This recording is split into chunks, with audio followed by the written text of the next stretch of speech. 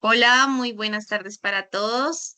Bienvenidos a nuestro webinar de carcinoma de mama del programa piloto de tamización organizada del base poblacional y fortalecimiento del diagnóstico temprano de cáncer de mama. Evento organizado por el Grupo Área de Salud Pública del Instituto Nacional de Cancerología. El objetivo de este webinar es brindar conocimientos generales sobre el carcinoma de mama, su clasificación, la interpretación de biomarcadores y el reporte histopatológico. El webinar del día de hoy tendrá el siguiente temario: carcinoma invasivo, clasificación, subtipos más comunes, biomarcadores, lesiones metastásicas y reportes histopatológicos. Me gustaría que todas las personas que nos están acompañando el día de hoy nos escriban de dónde se están conectando, de dónde nos acompañan, de qué ciudades nos están acompañando el día de hoy, para saludarlos. Entonces, por favor,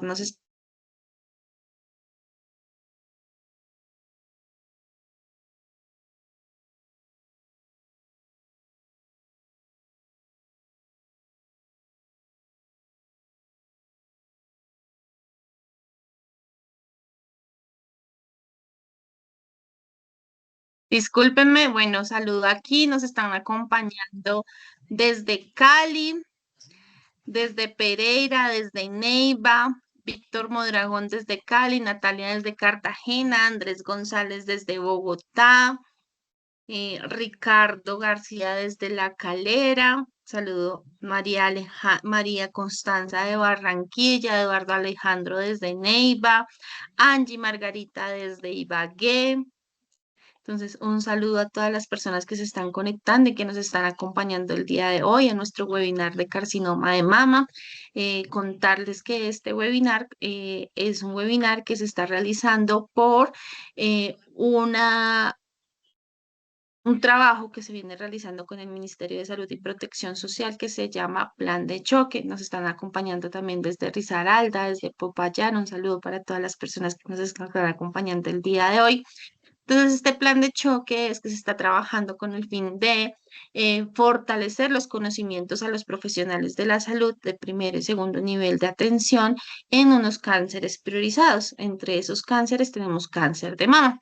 Por eso, antes de darle la bienvenida a nuestra invitada de hoy, la doctora que va a dictar el webinar del día de hoy, que es la doctora Patricia López Correa, patóloga oncóloga del Instituto Nacional de Cancerología, quiero darle una bienvenida a la doctora Marta Ospino. Ella es médico especialista del Grupo de Prevención y Detección Temprana de Cáncer del Instituto Nacional de Cancerología, quien nos va a contar más detalladamente sobre el programa de plan de choque para que todos lo conozcamos, sepamos por qué se está realizando esta iniciativa y por qué estamos realizando estos webinars.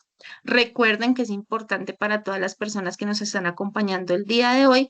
En un rato les voy a mandar un enlace del link de asistencia con el fin que todos, por favor, lo diligencien, todos los que nos están acompañando, ya que este link es con el que nosotros vamos a entregar el certificado de este webinar. Si no diligencian el link, pues no vamos a poder entregarles el certificado. Entonces, para que por favor todas las personas lo diligencien. Quiero seguir saludando. Nos acompaña también Adriana desde Cali y Rocío del Pilar desde Bucaramanga. Doctora Marta, muy buenas tardes. Muy buenas tardes para todos. Sandra, qué gusto verte por aquí nuevamente en ¿Cómo este está? webinar. Es un espacio bien importante para nosotros como Instituto Nacional de Cancerología. Bien lo ha dicho Sandra en este momento. Esto tiene una situación por la cual lo estamos haciendo. Es para nosotros relevante mejorar las competencias del talento humano. Y para ello, nosotros como instituto, coordinado con el Ministerio de Salud y Protección Social y la Superintendencia Nacional de Salud, y en el marco de todo este trabajo que tiene el plan de gobierno actual es fortalecer todo este tema que está orientado hacia el control integral del cáncer en Colombia. Por ello se realizó y se formuló el plan de choque para el fortalecimiento de las acciones dirigidas al control del cáncer en Colombia y lo ha hecho a través de un acto administrativo que es la Circular Conjunta Externa 010 del 2024. Es importante para nosotros contextualizarlo desde por qué estamos aquí. de qué queremos nosotros y cómo estamos llevando a cabo este proceso a través de un piloto en 2 departamentos del país. Muy bien, siguiente. Para no decirles, este plan de choque es una iniciativa que tiene el gobierno nacional que ha determinado y tomó como parte, seleccionó las principales enfermedades de cáncer que tienen mayor relevancia, tienen mayor peso en nuestro sistema de salud, tienen mayor carga de enfermedad, como lo son mama, cuello, próstata, colon y recto, cáncer gástrico y cáncer infantil. Lo intencional de esto es que, si bien sabemos que el plan de choque quizás no sea el término más adecuado, pero sí le da la relevancia y el estatus desde la política y de la estrategia sanitaria para contener, para avanzar con este plan integral del control del cáncer como tal en Colombia. Por ello, el objetivo es que podamos tener mediciones que sean definitivamente a corto plazo, como aquellas metas que tenemos nosotros desde el Plan Decenal del Control del Cáncer, como las tenemos en el Plan Decenal de Salud Pública, donde queremos definitivamente formalizar, potencializar todas esas acciones que ya están contempladas en el plan en el plan decenal y en nuestro plan obligatorio de salud, ¿cierto? Cómo armonizamos todas estas estrategias, estas actividades que tenemos en el PRO, básicamente para el control de cáncer de mama, como lo vamos a tratar en el día de hoy. Siguiente. Entonces, este plan de choque tiene estos hitos, no sé si estén viendo bien, tiene estos hitos, estos componentes, que lo que sí formulan es un programa, tiene tendencia a tener esos elementos de una acción programática, que viene de la detección temprana del cáncer, que viene de la prevención, pero sobre todo la detección temprana del cáncer. En primer lugar, toma como tal la organización de la red y para ello es necesario conocer cuáles son estos elementos, cuáles son estos insumos que tenemos en la red, cuál es la suficiencia de la red, dónde están organizados los ginecólogos, los mastólogos, los patólogos, los radiólogos, los médicos generales para poder empezar a identificar aquellos momentos y elementos que nos toca mejorar, ¿cierto? Para lograr tener una red funcional para la atención del cáncer.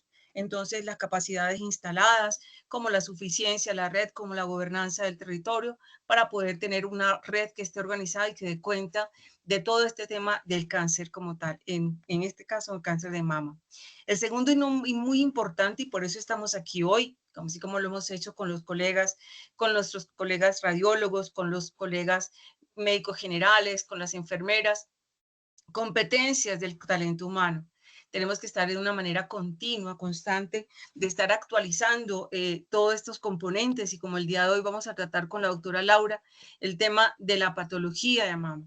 ¿Qué tan importante es? Porque dentro del sistema de salud sabemos que tenemos una serie de brechas, una serie de inconvenientes para poder hacer el análisis de la patología del cáncer de mama, hacer la inmunohistoquímica, lograr la clasificación como tal. Importante en estas dos condiciones, la organización de la red y la competencia del talento humano, poderla fortalecer como estos componentes importantes del plan de choque. Como el tercer componente, el aseguramiento de la garantía de la calidad de los servicios de mamografía, principalmente los de tamizaje, implementando en este momento varias acciones que tenemos, el modelo de control de calidad que lo estamos implementando también, y la información, educación y comunicación a través de unos mensajes que vamos a estar trabajando tanto de manera radial como televisiva, ¿cierto? En nuestros manuales que van a ser orientados tanto a los médicos generales como también a la población general, a esa población objetivo nuestra, que somos todos los colombianos. Y por último, el quinto componente que tiene que ver con ese monitoreo y seguimiento de lo que estamos haciendo, de estos indicadores, de estos procesos que estamos adelantando. ¿Qué implica? Implica registros, implica instrumentos, implica formatos, implica tener al día, ojalá en tiempo real, la información de tal manera que podamos contener toda aquella brecha que se nos está presentando, poderla intervenir. Siguiente, por favor. Si bien entonces hablamos que todos estos componentes en el marco del plan de choque es esa parte operativa que tenemos y cómo poner esa puesta en escena de esta intencionalidad grande que tenemos como gobierno nacional y es el proyecto piloto que se formuló de tamización organizada de base poblacional en 2 ciudades intermedias en Colombia. Realmente, inicialmente son las 2 ciudades intermedias que son, realmente nos hemos ido a un departamento, a los 2 departamentos, al departamento del Valle del Cauca y a su ciudad capital, el distrito capital de Cali, y Barranquilla y el departamento del Atlántico durante este año 2023 al 2028. Los objetivos que tiene el programa piloto son varios. Sabemos que tenemos una deuda grande como país para lograr esas metas, esas estrategias que nos hemos propuesto. Y el primero es aumentar esa cobertura de tamización en las mujeres que son asintomáticas y que son mayores de 50 años y hasta los 69 años, y el diagnóstico temprano de mujeres que son sintomáticas en estos 2 territorios. El otro es mejorar esa calidad de actividades de atención temprana con énfasis en la tamización a través de la implementación de este programa de garantía de la calidad en los territorios que estamos trabajando. Incrementar el porcentaje de mujeres diagnosticadas en los estadios tempranos de la enfermedad, así como también fortalecer la organización y gestión de las redes integradas e integrales de servicios de salud para la atención tanto de los casos sospechosos como los confirmados y dar la continuidad que merece el tratamiento en el caso y el seguimiento. Les digo, importante tener la red funcional, saber con cuántos patólogos contamos, cuántos son los que hacen inmunohistoquímica, cuántos realmente hacen patología de mama, cómo hacemos para que la oportunidad mejore en la entrega y podamos clasificar rápidamente a la mujer y tengamos ese diagnóstico temprano. Son pilares fundamentales para poder lograr definitivamente el control integral del cáncer y específicamente de mama en el país. Así como también fortalecer esos mecanismos de monitoreo y vigilancia que van asociados a este diagnóstico y tratamiento integral y el oportuno, ¿cierto? Eso es lo importante que tenemos que hacer y por eso estamos sentados hoy aquí. Siguiente, por favor. Entonces, nuestros territorios intervenidos, como les había mencionado, son Cali, Valle del Cauca, Barranquilla, Soledad y el departamento del Atlántico como tal, donde se va a llevar a cabo en la implementación de este piloto. Siguiente. Lo vamos a ver de manera gráfica, ¿cierto?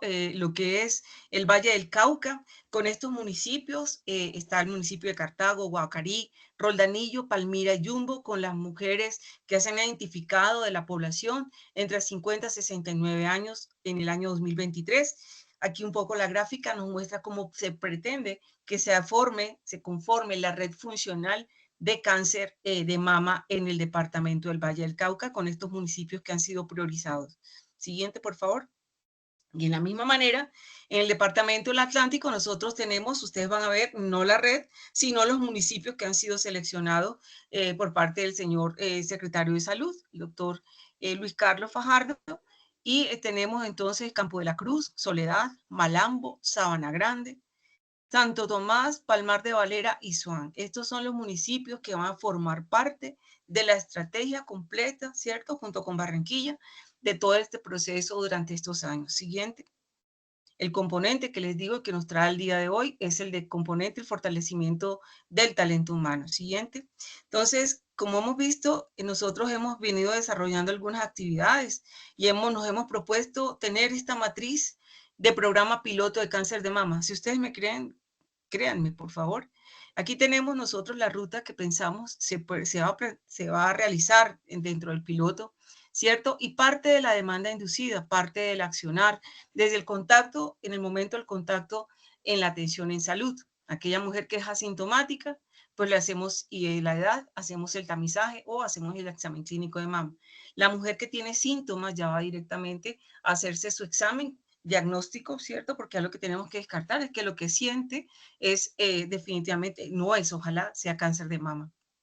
Y después, pues ya viene todo el proceso de la clasificación y el inicio de tratamiento dependiendo de este rol. Y lo más importante también, no debemos descartar, es ese seguimiento y el monitoreo que se le va a hacer a la paciente, porque esa continuidad nos da el éxito de este proceso en el tratamiento del cáncer. Muy bien, algunas actividades que nosotros hemos adelantado ya como piloto. Estuvimos para toda esta preparación, pues se entrenaron 4 radiólogos en el centro holandés el año pasado. El centro holandés es un centro de expertos en tamización, en detección temprana del cáncer en Países Bajos. Tuvimos un radiólogo de Barranquilla, un radiólogo de Cali, 2 radiólogos de Bogotá, para que pudieran entrenar en la lectura e interpretación de la mamografía de tamizaje. También hemos hecho el entrenamiento de 2 tecnólogos por el RCB, en posicionamiento de la mama. Eso es algo fundamental cuando vamos a mirar la calidad de la imagen. No solamente el equipo debe estar preparado, sino también los profesionales que trabajan allí en posicionamiento de la mama, logrando sí una imagen adecuada para la lectura. Por otro lado, tenemos ya la actualización del manual para los médicos generales, el protocolo de control de calidad en mamografía analógica y digital. También hemos hecho una cartilla de información para las mujeres, un comercial de televisión que tiene el mensaje que va dirigido sobre los signos clínicos para la detección temprana de la tamización en mujeres que no tienen síntomas. Por otro lado, hemos desarrollado estas estrategias de acercarnos tanto los especialistas, los expertos como ustedes, como los médicos generales y las enfermeras en los webinarios, como han sido este de patología, que es el segundo que damos, y también hicimos unos webinarios de detección temprana del cáncer de mama y hemos tenido más o menos 396 profesionales conectados. Hemos hecho ya unos talleres prácticos, tanto en Cali como en Barranquilla, teniendo alrededor de 95 en Cali y 105 en Barranquilla. Y hemos hecho también otros webinarios para direcciones territoriales en salud en aseguramiento de la calidad y también otro en aseguramiento de la calidad en mamografías. Entonces, hemos hecho varios ya avances para poder tener ya el terreno abonado y poder empezar ya la implementación de este proceso. Estamos en el componente número 2. Siguiente, por favor. Por otro lado, tenemos la programación de estos webinarios para médicos expertos, como lo son los webinarios de los exámenes clínicos de mama, el entrenamiento de profesionales. Y por último, importante decirles que estos indicadores del piloto como tal, tenemos lo que les hemos dicho, son las metas grandes que tiene el país desde el Plan Decenal para el Control de Cáncer, del Plan Decenal de Salud Pública en su primera versión, en la que tiene actualmente, y es que logremos la cobertura de mamografía de tamización del programa, ¿cierto? Que sea superior al 70%. Detectar tempranamente, ¿cierto? Esa proporción de cáncer de mama detectado tempranamente en esos estadios 1 y 2A máximo, ¿cierto? Disminuir en largo plazo esta mortalidad por cáncer de mama y también con todos los elementos que les he hablado, la oportunidad para el diagnóstico, para el inicio de tratamiento, para el cumplimiento de todas las pruebas de calidad externos que tenemos en las mamografías y todo el proceso que está relacionado con las mamografías. Muy bien, y por último, entonces, los voy a dejar con la doctora Laura. Les agradezco muchísimo su atención, pidiéndoles a todos, y claro que sí, esto será extensivo posteriormente, lo extendremos al país. Mientras tanto, estamos haciendo el piloto para mirar qué elementos nos han ayudado, nos ha apoyado el mismo sistema de salud y que tendremos que empezar a modificar. Muchísimas gracias a todos y gracias por la asistencia. Doctora Marta, muchas gracias por su excelente presentación sobre este plan piloto, en este caso el piloto de cáncer de mama para todos nuestros profesionales de la salud. Ahora entonces le doy paso a la doctora Patricia. Doctora, muy buenas tardes. Tardes, noches ya. Muy buenas tardes. Voy a compartir pantalla. Perfecto, doctora. Mientras que va compartiendo pantalla, voy recordándole a todos los asistentes que están ingresando, por favor, diligenciar el link de asistencia, el cual van a encontrar en el chat, para que puedan obtener su certificado. Solamente las personas que estén en este link de asistencia van a tener su certificado, entonces, por favor, no olviden diligenciar. Listo, doctora, ya está ahí Me para que lo confirma, pongas. por favor, sí. Ya está, doctora, ya sería que lo pongas en perfecto modo presentación. Me dice si ahí se está viendo Está toda la perfecto, pantalla doctora. completa. Sí, señor. Toda la Li- pantalla completa. Listo. Bueno, muy buenas noches a todos. Muchas gracias por la asistencia y al instituto por la invitación a participar en este programa piloto que se está realizando de cáncer de mama. Entonces ya la doctora Marta les explicó en qué consiste el programa piloto que se está llevando a cabo en el instituto, del cual estamos participando varios especialistas. El webinar pasado se refirió a lesiones benignas, proliferativas, atípicas, y el día de hoy ya esta parte está enfocada a la parte de carcinoma invasivo. Vamos a hablar de la clasificación, los subtipos más comunes, los biomarcadores, lesiones metastásicas y el reporte histopatológico. pues estos son temas que abarcan muchas entidades muy grandes. Entonces lo que hice fue tratar de hacer como tomar en cuenta los aspectos más relevantes que me parecen a mí que son importantes para tener en cuenta. Entonces vamos a comenzar hablando del carcinoma invasivo. Entonces primero vamos a hablar de la clasificación de la OMS, de la Organización Mundial de la Salud, que está vigente actualmente en cuanto a los carcinomas invasivos. Como vemos, son muchísimos, pero el subtipo más frecuente es el carcinoma invasivo de tipo no especial, NOS, o el ductal, el anteriormente llamado ductal, que corresponde en 70 a 80% de todos los carcinomas. Tenemos el carcinoma microinvasivo y los demás carcinomas son los carcinomas de subtipo especial. Es decir, que no son los ductales clásicos, sino que tienen un subtipo especial. Para considerarse subtipo especial, debemos tener más del 90% de este tumor debe ser de ese subtipo para considerarse de ese subtipo especial. Tenemos el carcinoma lobular invasivo, que en frecuencias le sigue al ductal, que es un 5 a 15%, el carcinoma mucinoso, que corresponde a un 2%, el carcinoma micropapilar corresponde a 1 a 2%, tubular 1,5%, cribiforme 0,5%, el carcinoma con diferenciación apocrina al 1%, el metaplásico al 1%, el carcinoma neuroendocrino o tumores neuroendocrinos son menos del 1%, carcinoma papilar, cistadenocarcinoma mucinoso, carcinoma de células altas, son muy raros, pues no hay evidencia de cuánto corresponde el porcentaje porque son subtipos muy raros, y tenemos otros tumores de tipo glándula salivar, que entre esos tenemos el acinar, carcinoma de células acinares, carcinoma secretor, que es 0,05%, carcinoma adenoideo quístico, que es del 0,1 al 3,5%, mucoepidermoide y adenocarcinoma polimorfo.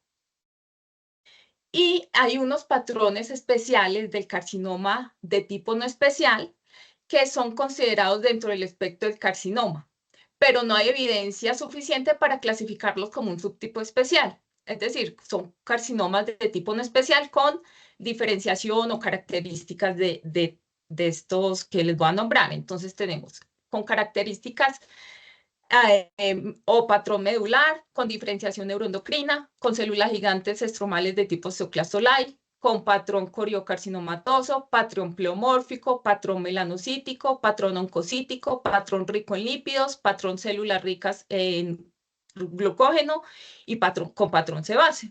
De estos no tienen implicación clínica, solo el carcinoma con características o patrón medular, que estos son triple negativos con un mejor pronóstico. Los demás no tienen implicación clínicas, pero es importante saber que existen y que hay varios patrones de ese carcinoma de tipo no especial.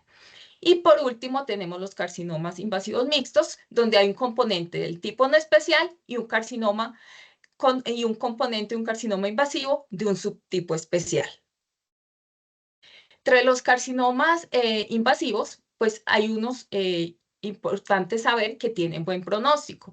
Entonces, hay unos con buen pronóstico que son receptores hormonales positivos, como el tubular, mucinoso, cribiforme, el papilar encapsulado sólido, y hay unos que tienen buen pronóstico que son triple negativos, que a pesar de ser triple negativos, se comportan diferente a la gran mayoría de triple negativos que son de mal pronóstico. Entonces, estos son triple negativos de buen pronóstico, como son el metaplásico de tipo fibromatosis light, el metaplásico adenoescamoso de bajo grado, el adenoideo quístico, el carcinoma secretor, el carcinoma de células acinares y el carcinoma de células altas con polaridad reversa. Para hacer la graduación histológica, nosotros usamos el grado histológico de Nottingham o el grado de Blunan-Richardson. Este se basa en 3 características. Evaluamos la formación tubular, el pleomorfismo nuclear y el conteo mitótico.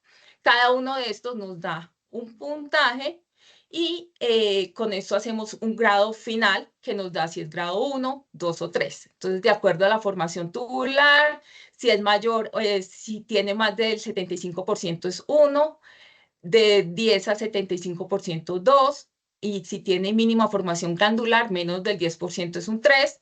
De acuerdo al pleomorfismo también, depende si es núcleos pequeños de muy bajo grado es 1, con marcada atipia nuclear es un 3 y el 2 está entre el 1 y el 3. Y el conteo mitótico, que esto ya pues, va a depender del el campo de nuestro microscopio, vamos a tener que es 1, 2 o 3. Entonces, con esto hacemos un score final que nos da un grado 1, grado 2 o un grado 3. En cuanto al carcinoma microinvasivo, el carcinoma microinvasivo tiene un tamaño igual o menor a 1 milímetro. La incidencia del carcinoma invasivo está muy relacionada con usualmente, y está asociado con el carcinoma ductal in situ. Entonces, entre el tamaño del carcinoma ductal in situ sea mayor, más probabilidades hay de que encontremos un carcinoma microinvasivo asociado a ese carcinoma ductal in situ. Se dice que aproximadamente 10 o un 20% de los carcinomas in situ de alto grado pueden tener componente microinvasivo. Entonces, cuando tenemos esos carcinomas in situ tan grandes, tan extensos, debemos hacer muy buen muestreo para evaluar e identificar las áreas de microinvasión. Entonces, acá, por ejemplo, tenemos que estos son áreas microinvasivas asociadas a un carcinoma ductal in situ. Le hacemos los marcadores de inmunohistoquímica para confirmar que es invasivo. Entonces, este es un marcador de miosina, donde hay ausencia de células mioepiteliales y estamos confirmando que hay un carcinoma microinvasivo. Esto debe medir hasta 1 milímetro para considerarse microinvasivo.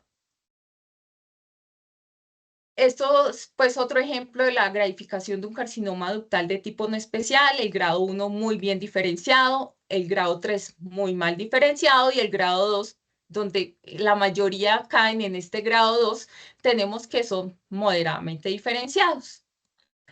Tenemos el carcinoma invasivo mixto. Estos son aproximadamente el 5% de todos los carcinomas invasivos.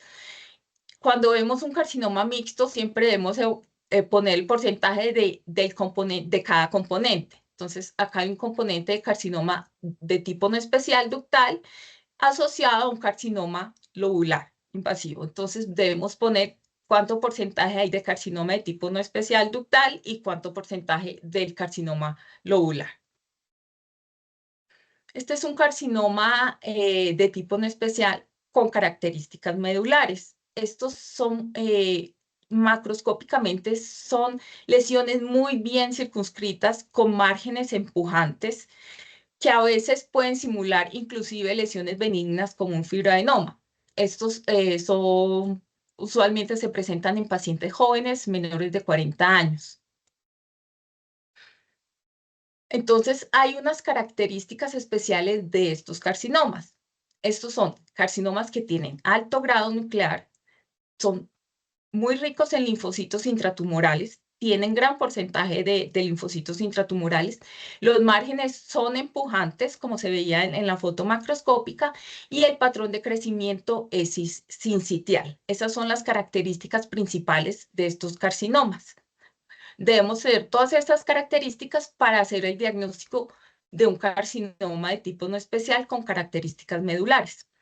No vamos a ver formación glandular, tienen mucho número de mitosis, son triple negativos, usualmente expresan marcadores basales como las citoqueratinas de alto peso molecular, la 5-6, la citoqueratina 14, pero estas no son necesarias que las hagamos para confirmar el diagnóstico y estos usualmente son de buen pronóstico. El carcinoma invasivo de tipo no especial con diferenciación neuroendocrina.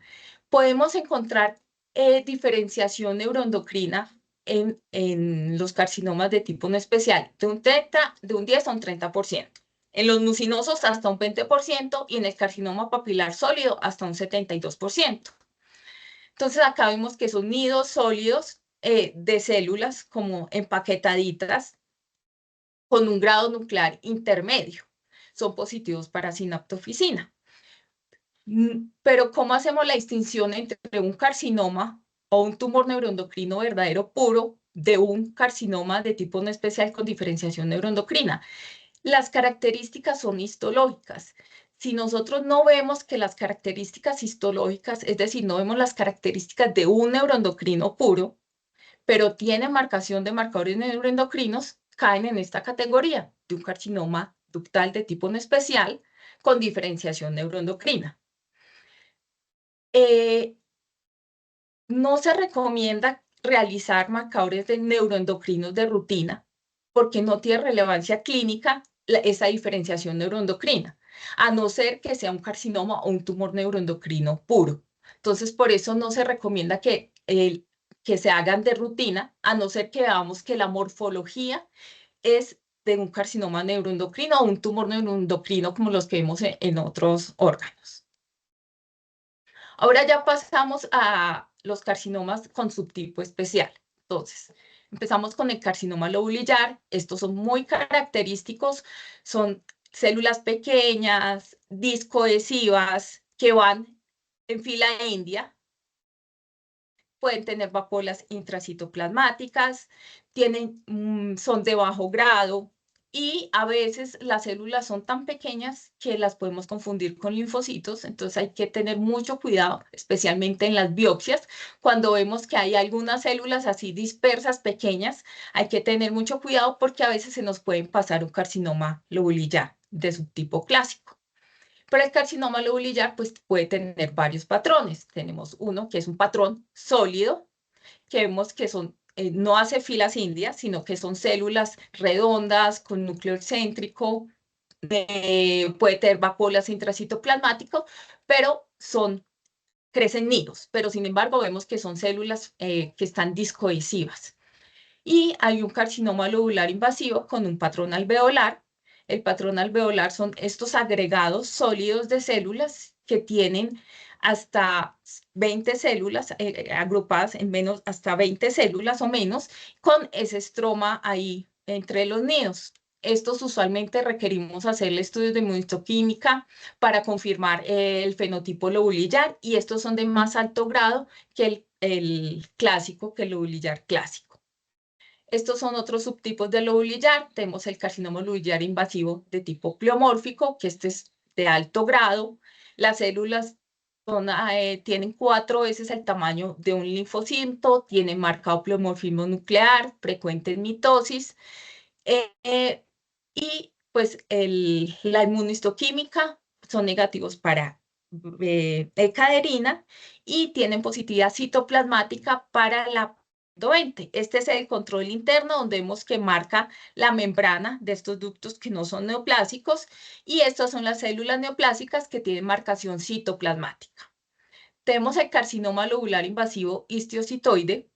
Estas células tienen abundante citoplasma granular con una citología blanda, recuerdan histiocitos y pueden simular necrosis grasa. Entonces, también mucho cuidado porque podemos pensar que solo hacen parte como de un marcado infiltrado inflamatorio. Hay necesidad de hacerles citoqueratina para confirmar que son células epiteliales y son negativos para ecaderina. Y el carcinoma lobular invasivo con células en anillo de sello, pues se ven claramente que tienes esas vacuolas intracitoplasmáticas que pues corresponden a las células en anillo de sello, que son iguales a las que vemos pues tradicionalmente en los difusos de estómago. Entonces, también tener presente que los lobulillares nos pueden hacer células en anillo de sello. Y siempre que veamos células en anillo de sello en el contexto de un carcinoma lobulillar, es mejor reportarlos o ponerlos en el informe, porque si de pronto hacen metástasis, saber que en el momento del diagnóstico ya veíamos células en anillo de sello. El carcinoma tubular son glándulas muy bien diferenciadas, son anguladas, típicamente son anguladas, y están recubiertas por células cúbicas o columnares, una sola capa de células, como vemos acá. No hay células mioepiteliales, pues porque es un carcinoma, tiene un estroma desmoplásico. La marcación para los estrógenos es fuerte y difusa. El principal diagnóstico diferencial de esto es una adenosis esclerosante, como pues cuando lo vimos en la charla pasada. Les dije cuando estábamos viendo la adenosis esclerosante que el principal diagnóstico diferencial es el carcinoma tubular. Entonces hay que tener mucho cuidado tenerlo en mente. Y acá hacemos marcadores para células mioepiteliales para confirmar que es un carcinoma invasivo. Y acá vemos que tienen la positividad nuclear fuerte y difusa en todas las células tumorales. Si esto fuera una lesión benigna o una adenosis, como una adenosis esclerosante, esa positividad de los receptores no la tendríamos así, sino que fuera una positividad heterogénea, parchadita, que sería lo que correspondería a una lesión benigna.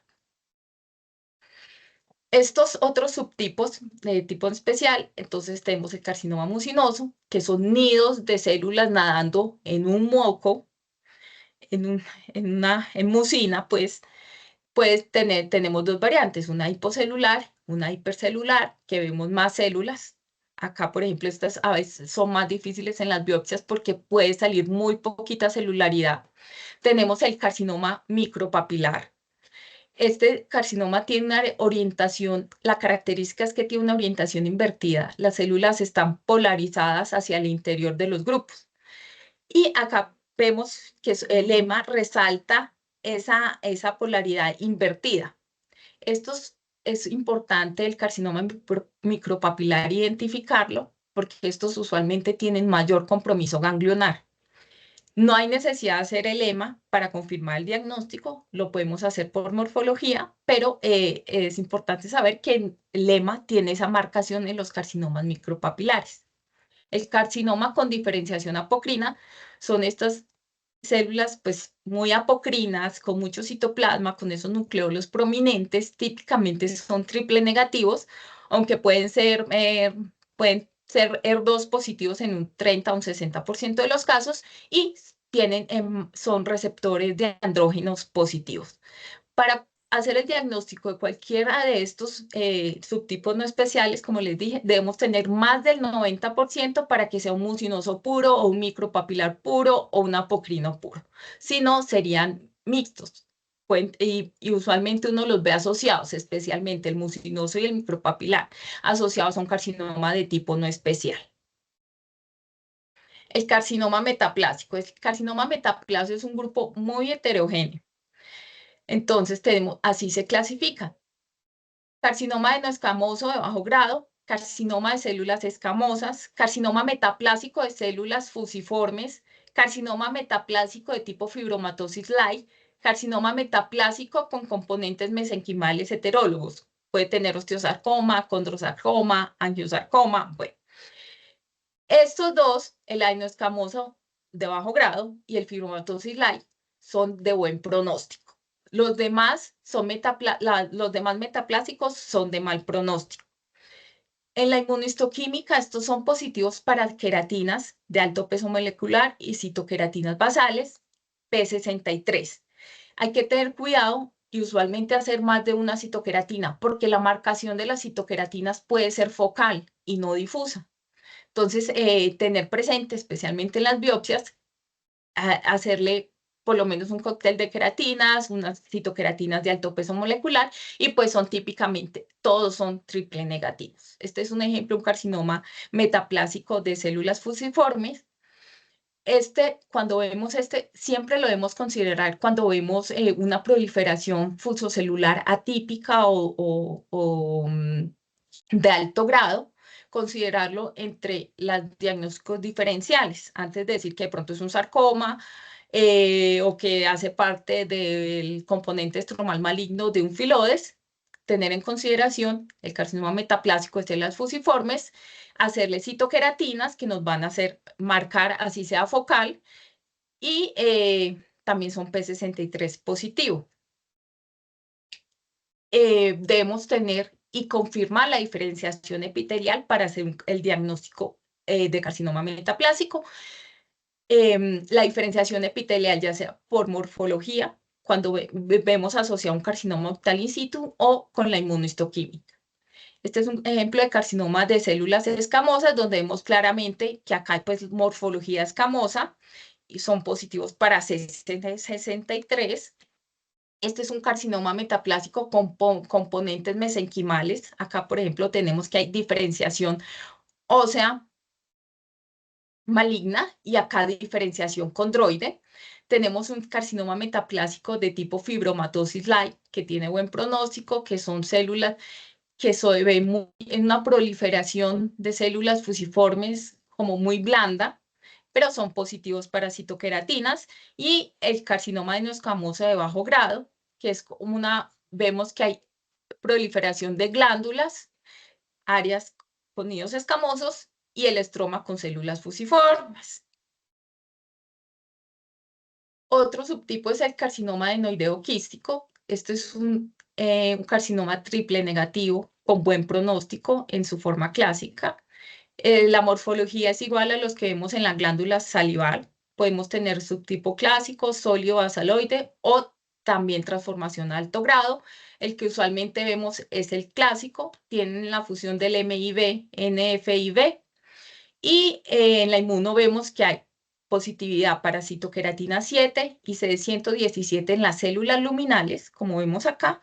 Y vamos a ver que hay marcación para las células basales y mioepiteliales con PS63 y S100.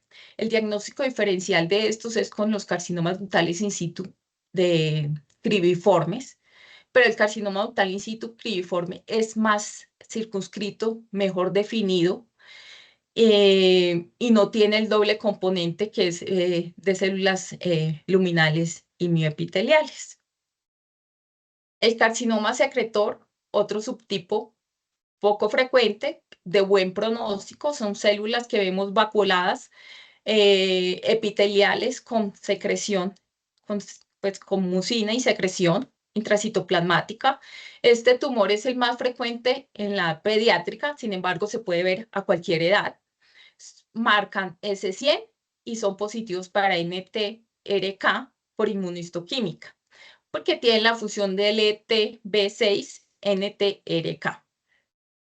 Y este es un subtipo, pues, también un subtipo de células, carcinoma de células altas con polaridad reversa, es un triple negativo con buen pronóstico, es una entidad nueva, es muy rara, muy poco frecuente, pero está formado por nidos sólidos, bien circunscritos, con células columnares altas, los núcleos son apicales, hay una polaridad reversa. Tiene características citológicas similares a los que vemos en un carcinoma papilar de tiroides, como vemos acá, y usualmente son IDH2 por mutaciones del PIK3CA. Bueno, eso es en cuanto a los subtipos de carcinomas. Entonces vamos a ver la clasificación basada en la expresión de los receptores hormonales y el ER2. Entonces tenemos el perfil de expresión genética, los subtipos intrínsecos y moleculares. Entonces esto pues con los marcadores de receptores hormonales y el ER2 los podemos clasificar. Luminales A, luminales B, ER2 enriquecidos o triple negativos. Los luminales A son los que son receptores hormonales positivos, ER2 negativo, el Ki67 bajo, que son receptores tanto de estrógenos como progesterona positivas. El luminal B también son receptores hormonales positivos, pero podemos tener que sean receptores positivos con ER2 negativo, pero el Ki es alto, receptores positivos con un ER2 positivo, el KI, no importa, puede tener cualquier KI, usualmente pues como son ER2 positivos tienen un KI alto y receptores de progesterona pues no importa. Y el ER2 enriquecido, que son los ER2 positivos, y los triple negativos pues que no marcan ni receptores hormonales ni ER2. Los receptores hormonales se deben realizar en todos los diagnósticos iniciales de un carcinoma invasivo para definir la terapia hormonal. Se considera positivo cuando la marcación es mayor a 1%, y estos son potencialmente candidatos para tratamiento hormonal. Los carcinomas invasivos con receptores hormonales positivos están asociados a un pronóstico favorable. Tener en cuenta, cuando vemos mayor al 1% de positividad en los receptores hormonales se considera positivos, pero cuando tenemos la marcación de 1 a 10% se consideran receptores bajos, receptores positivos bajos. Entonces, ¿qué nos dice? Este cuadro es tomado del Colegio Americano de Patólogos del CAP. Cuando tenemos una marcación mayor o igual de receptores de estrógeno, se considera positivo. Cuando es del 1 al 10% se consideran positivos, pero positivos bajos, porque hay datos limitados del beneficio de la terapia endocrina en estas pacientes. Sin embargo, pueden ser candidatos y se pueden beneficiar de este tratamiento. Usualmente estos se comportan como triple negativos, pero pues pueden beneficiarse del tratamiento hormonal. Y esto de la definición de que son receptores o expresores bajos está aplicado solamente para los carcinomas invasivos, no para los carcinomas in situ, y nos referimos a los receptores de estrógenos. ¿Cómo vemos la marcación? Entonces, la marcación de los receptores hormonales es nuclear. Debemos siempre mirar la intensidad y el porcentaje. Siempre lo debemos incluir en el reporte. Entonces, acá vemos que hay una intensidad fuerte en aproximadamente el 100% de las células tumorales. Acá vemos que hay una positividad débil y focal en las células tumorales. Podríamos decir que es entre aproximadamente un 10%, y negativo, este es el control interno, vemos que hay ausencia completa o en menos del 1% de las células tumorales. Hay varias formas o scores para hacer el reporte, para reportar los estrógenos, los receptores hormonales. El más usado es el ALRED score, que incluye el porcentaje y la intensidad de la marcación. Esto nos da un puntaje, el cual, entonces, si es de 0 a 2, se consideran negativos, y de 3 a 8 se consideran positivos. Pero no todos reportamos el ALRED score, ni en todas partes se reporta el ALRED score. Lo importante es reportar siempre el porcentaje de las células que nos están marcando y la intensidad, si es débil, moderada o fuerte.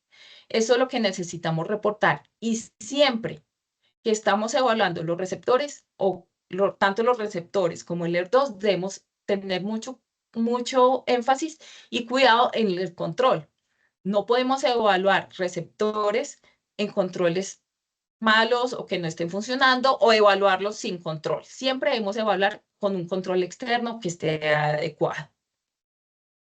En cuanto al ER2, el ER2 se encuentra amplificado en aproximadamente un 15 a un 25% de todos los carcinomas invasivos. La sobreexpresión está asociada a un mayor riesgo de recurrencia de enfermedad y mal pronóstico, pero sin embargo, que son los carcinomas ER2 positivos tienen terapias dirigidas con aumentos significativos de la supervivencia. Entonces, estas pacientes tienen buena respuesta al tratamiento. ¿Cómo lo interpretamos? Entonces, negativo cuando no vemos marcación o cuando la marcación es débil, muy escasamente perceptible en menos del 10% de las células tumorales. Negativo o 1 más cuando la marcación es incompleta de membrana, débil, escasamente perceptible en más del 10% de las células tumorales. Equívoco o 2 más cuando vemos que es débil a moderada, completa de membrana, en menos del 10%, más del 10% de las células tumorales. Este equívoco lo llevamos a hacerle estudio complementario con DISH o con FISH para confirmarlo. Y positivos cuando vemos esa marcación completa de membrana circunferencial intensa en más del 10% de las células tumorales. Entonces, acá vemos un ejemplo. Acá vemos que hay ausencia de marcación. Acá vemos que hay una marcación incompleta, débil de membrana, en más del 10% de células tumorales. Acá vemos que es una marcación completa de membrana, débil, no tan fuerte, en más del 10% de las células tumorales. Y este es el 3 más, que es esa marcación fuerte, completa e intensa en la membrana. Ahora, pues entonces hay una nueva definición, que es el ER2 low. ¿Qué es el ER2 low? El ER2 low es un carcinoma que por inmunohistoquímica tengamos un score de 1 más o un 2 más, que no está amplificado. Por FISH o por DISH está negativo. Entonces, ¿de dónde sale esta definición? Resulta que en junio del 2022 se publicó los resultados de un estudio que es el DESTINITY Breast 04. Este estudio mostró que los pacientes con carcinomas triple negativos, metastásicos, avanzados, no amplificados, con expresión baja de ER2, o sea, esos que son por inmunistoquímica 1 más o 2 más no amplificados, al darles tratamiento con un medicamento conjugado. Ese medicamento conjugado incluía un trastuzumab y un deruxtecan, que es un citotóxico, tenían reducción del riesgo de la progresión y reducción de riesgo de la muerte. ¿Cómo estamos evaluando nosotros actualmente el ER2? Lo estamos evaluando según las guías del 2018, como les mostré ahorita, que es el 1 más, que es a marcación débil, escasamente perceptible, en más del 10% de las células tumorales, el 2 más, esa marcación débil, completa, en más del 10%, y el 3 más, lo estamos evaluando lo mismo. Pero a raíz de esa definición del ER2 low, en el 2023, el ASCO-CAP sacaron unas guías de actualización. Estas guías de actualización que ya incluían la definición del ER2 low y hacían énfasis en la importancia que debemos tener en hacer la diferenciación entre 1 más y 0. Y aparte de ese ER2 low, también hay otra nueva definición, el ER2 low, ultra low. Esta nueva categoría sale a raíz del estudio DESTINITY Breast 06, que dice que los pacientes con una marca que considerábamos con score 0, pero que tenían esa marcación de membrana débil, escasamente perceptible, en menos del 10% de las células, también podían beneficiarse de estos tratamientos. Es decir, que ese score 0 ya lo tenemos que ir entre el 0,0, que es el que no marca absolutamente nada, y ese 0 que marca un poquitico de la membrana, pero que no alcanza a ser 1. Esos son ER2 ultra low. Entonces tenemos que tener presente estas nuevas definiciones para cuando estamos haciendo la lectura del ER2 low, del ER2. ¿Qué recomendaciones nos dan para la interpretación y el reporte del ER2? Entonces, debemos seguir usando las guías del 2018 para la lectura del ER2, que son como les mostré ahorita. En el reporte debemos incluir siempre el score, decir si es 0, 1 más, 2 más o 3 más, y debemos poner la definición cuantitativa, si es negativo, equívoco o positivo. Debemos mejorar nosotros, entre los patólogos, la reproducibilidad diagnóstica en la diferenciación entre 0 y 1 más. Entonces, a veces esta diferenciación no es tan fácil, porque esa diferenciación entre si es poquito, escasamente perceptible, entre el más del 10 o menos del 10, porque si es menos del 10 es 0 y si es más del 10 es 1, es difícil. Entonces, ¿qué recomiendan? Cuando tenemos dudas o casos difíciles, mostrarlo siempre a otro patólogo o idealmente esos casos siempre evaluarlos entre dos patólogos. Debemos reentrenarlos los patólogos en la interpretación y en la diferenciación entre ese 0 y 1 más, ya que se han hecho estudios donde han evaluado la reproducibilidad entre los patólogos, entre evaluar 0 y 1, y esa reproducibilidad ha sido aproximadamente del 26%, es decir, súper baja. ¿Por qué? Porque es que anteriormente, antes de la nueva definición, de esta definición del ER2 low, los patólogos no hemos tenido que hacer el esfuerzo ni hemos tenido la necesidad de hacer esa diferenciación, porque da lo mismo si decíamos que es 1 más o es 0, finalmente no le daban tratamiento al paciente, no se iba para FISH. Pero ahora con esta nueva implicación en el clínica y en el tratamiento, pues nos vemos obligados en que sí tenemos que hacer la diferenciación entre 0 y 1 más.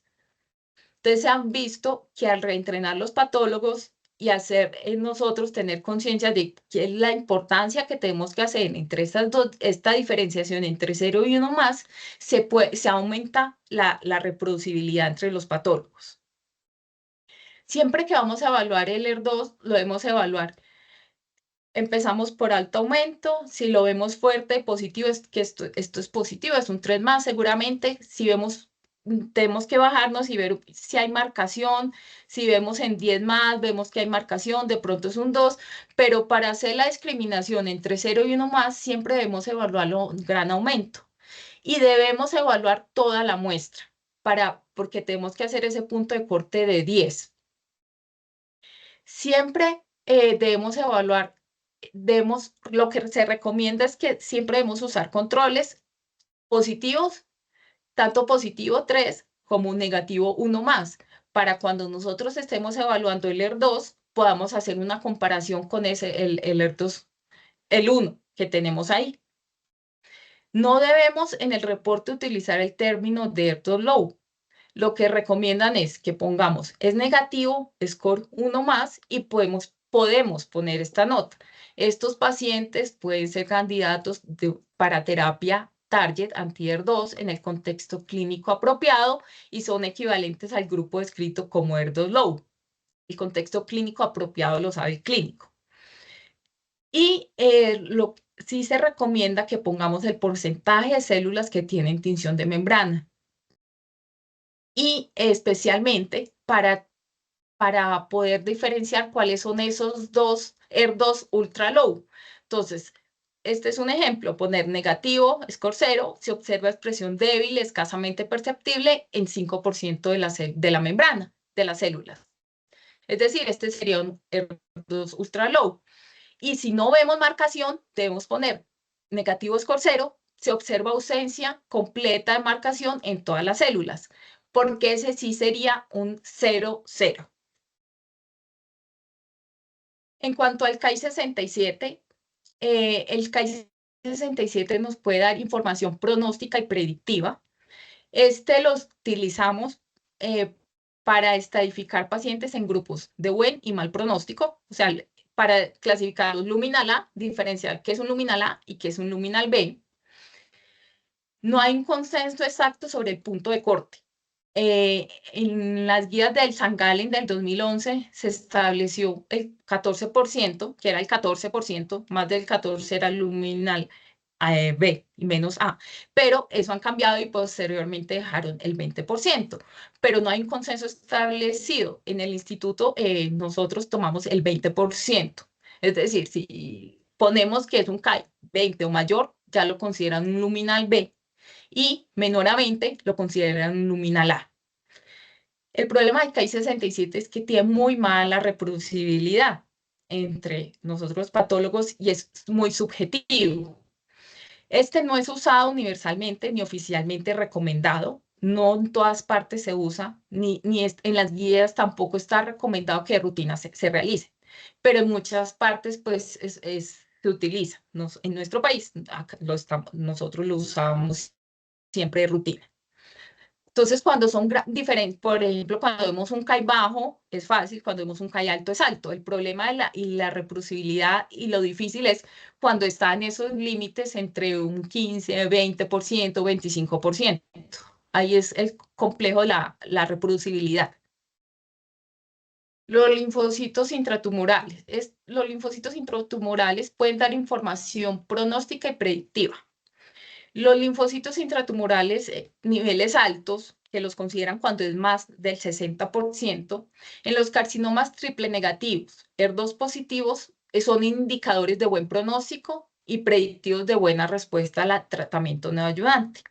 Pero en los en los receptores hormonales positivos, ER2 negativos son indicadores de mal pronóstico.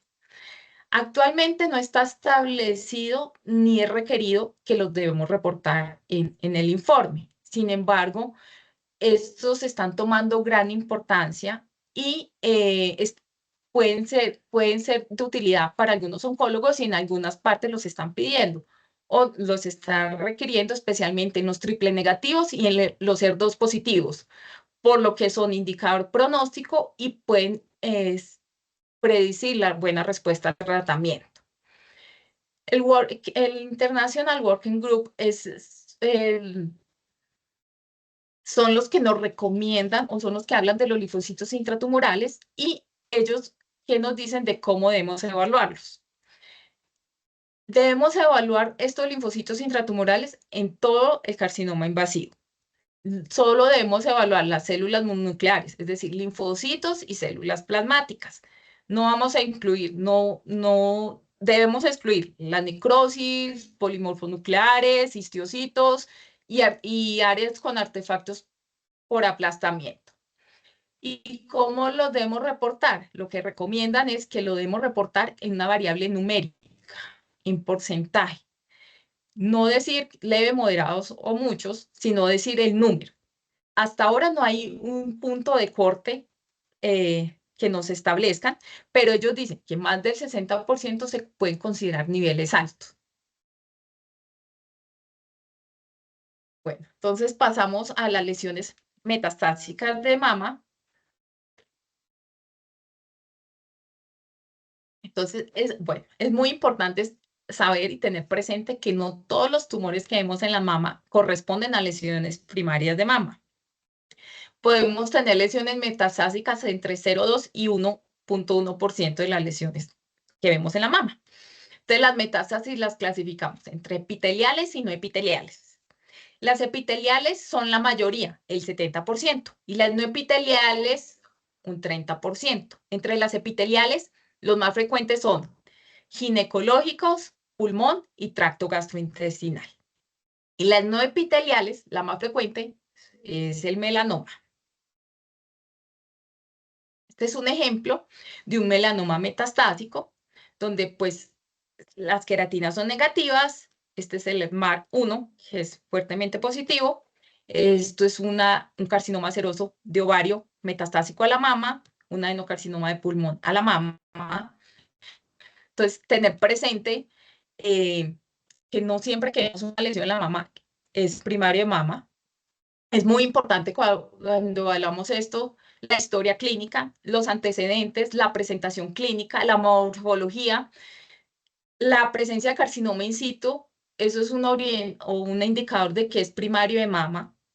Cuando vemos una morfología inusual o mucha invasión linfovascular y cuando vemos discordancia entre la morfología y lo que estamos observando en la inmunistoquímica. Y en los triples negativos siempre hay que tener mucho cuidado porque hay veces se nos pueden escapar lesiones que no son primarias de mama. Entonces, tener presente la clínica, la historia del paciente, que muchas veces no contamos con ella, pero ver morfológicamente hallazgos que nos puedan hacer sospechar que de pronto no estamos ante un carcinoma de mama. Entonces, pigmento melánico, discohesión, alto grado nuclear, pensar en linfoma, tumores muy bien diferenciados, receptores positivos, podemos ver que son de pulmonares y tracto gastrointestinal. Cuando vemos una lesión o formaciones micropapilares o papilares en la axila o en la mama, podemos estar ante carcinomas serosos ováricos y lesiones de muy alto grado, pensar melanomas o linfomas. Para hacerla en cuanto a los estudios de inmunistoquímica, entonces pues contamos los receptores hormonales, contamos con estos marcadores, GATA3, la proteína del fluido quístico mamario, la mamoglobina, el SOX10, que se expresa en los triple negativos y en los metaplásicos, y este marcador nuevo, el TRPS1, que es mucho más sensible y específico. Este es nuevo, todavía no hay en todas las instituciones. Pero como vemos acá en este cuadro, vemos los marcadores de inmunistoquímica, como la sensibilidad y especificidad que tienen. Entonces vemos que anteriormente siempre contábamos, era con la proteína del fluido quístico mamario, la mamoglobina. Vemos que en los carcinomas invasivos ductales, los pues tradicionales tiene la proteína del fluido quístico una especificidad del 40-70%, la mamoglobina del 40-50%, y en los triple negativos pues son súper bajas, de un 15-30%. El GATA3 es muy buen marcador, tiene una especificidad del 80-90% en los carcinomas invasivos, pero en los triple negativos disminuye un 30-60%. Entonces estamos en problemas, porque el GATA3 es buen marcador en general para los carcinomas mamarios, pero en los triple negativos nos baja la especificidad de la sensibilidad. El SOX10 en los triple negativos tiene una especificidad de sensibilidad del 40-80%, nos puede ayudar. Pero este nuevo marcador, TRPS1, nos sirve pues en general en los carcinomas con más del 95% y en los triple negativos en más del 90% también. Porque es que en los carcinomas triple negativos es que en la mayoría de veces que tenemos problemas para identificar primario. Por último, el reporte histopatológico. Entonces, este es un cuadro resumido de las recomendaciones. Este cuadro es tomado del Atlas de la FIB de mama de la doctora Laura Colonis del 2024 de este año. Entonces, el cuadro es como un resumen del CAP. Entonces, para las biopsias, ¿qué debemos reportar? El tipo histológico, el grado histológico, el tamaño en la biopsia, pues ese es como opcional. La presencia de invasión linfovascular, la presencia de carcinoma ductal in situ. Se sugiere, también es opcional, el infiltrado linfoide asociado y el estado de los receptores hormonales. Con el in situ en las biopsias, el grado nuclear, la arquitectura, la presencia de necrosis, la presencia de las calcificaciones y los receptores de estrógenos. Ellos no hablan de los receptores de progesterona, solo de los estrógenos. Sin embargo, nosotros siempre le hacemos receptores de estrógeno y progesteronas a los carcinomas in situ. Las biopsias por microcalcificaciones, pues debemos reportar si vemos las calcificaciones, si hay atipia o pues bueno, lo que encontremos. En cuanto a las mastectomías por carcinoma, entonces reportamos tipo histológico, el tamaño tumoral, el grado histológico, la presencia de invasión linfovascular, la presencia de carcinoma ductal in situ, el margen, la distancia a los márgenes, el estado de los biomarcadores. Pues usualmente usamos el de la biopsia y los ganglios linfáticos. Los ganglios linfáticos, el número de ganglios linfáticos que encontramos en total y el número de ganglios linfáticos positivos, el tamaño de la metástasis y la extensión extracapsular. Para las mastectomías por carcinoma ductal in situ, reportábamos grado nuclear, el patrón arquitectural, la presencia de necrosis, si hay calcificaciones, la extensión del carcinoma ductal in situ, pues el tamaño, si lo podemos dar macroscópicamente, o el número de bloques, la distancia a los márgenes y cómo está el estado de los márgenes. Para las excisiones por lesiones benignas o atípicas, pues los hallazgos patológicos que encontremos, no necesitamos reportar márgenes y podemos documentar si está el sitio de la biopsia. Y en cuanto a la neoadjuvancia, reportamos, en los especímenes por neoadjuvancia reportamos el grado histológico, el tipo histológico, el grado histológico, el tamaño, la presencia de invasión linfovascular, la presencia de carcinoma in situ.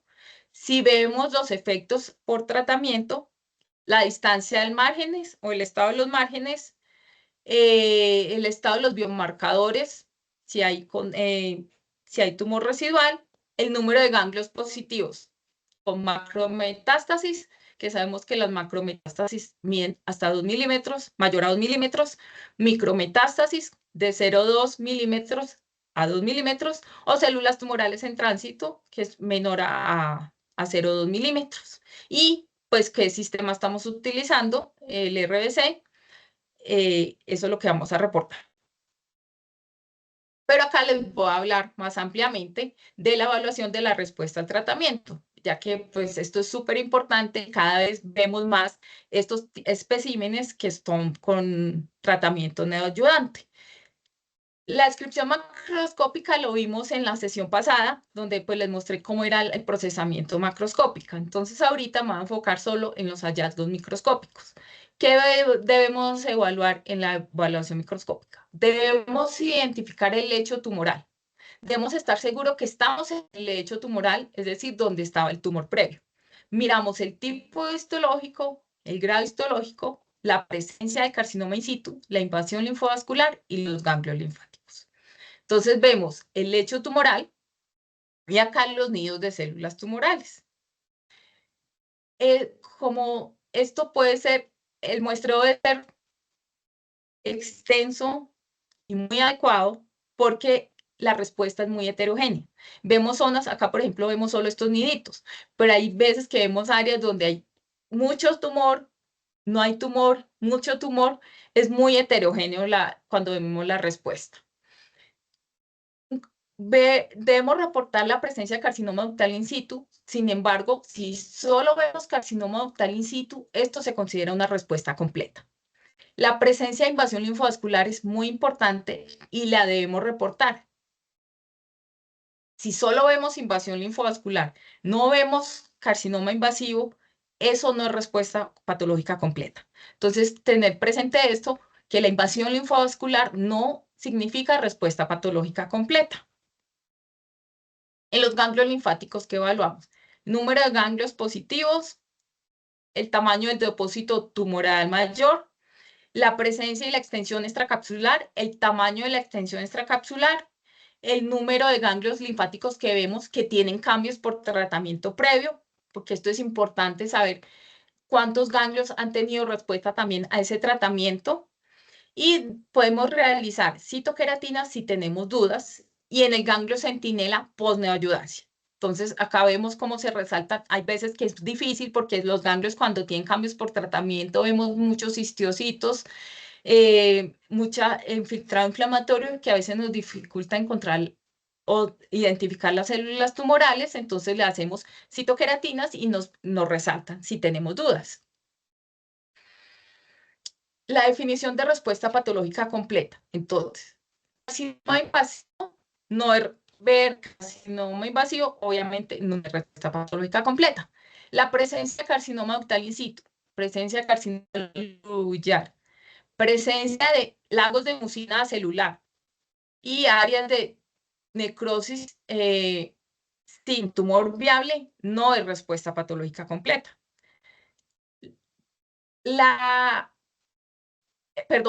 Todo esto sí es respuesta patológica completa. O sea, todo lo que lo que les acabo de decir es respuesta patológica completa. Pero la presencia de invasión linfovascular, la presencia de metástasis, sea macro, micrometástasis o células tumorales en tránsito en los ganglios linfáticos, no es respuesta patológica completa. Otra vez recalcar que la respuesta patológica completa es la ausencia de carcinoma invasivo residual en la pieza quirúrgica y en los ganglios linfáticos. La presencia de carcinoma in situ solamente si es respuesta patológica completa. La invasión linfovascular no es respuesta patológica completa. Células tumorales en tránsito en los ganglios linfáticos no es respuesta patológica completa. ¿Cómo evaluamos la respuesta patológica completa? Hay muchos sistemas de evaluación, pero no hay un consenso establecido de cuál sistema se debe evaluar. Pero el que más se usa y que la mayoría de estudios se realizan es basado en el sistema del RCB, que es el del MD Anderson.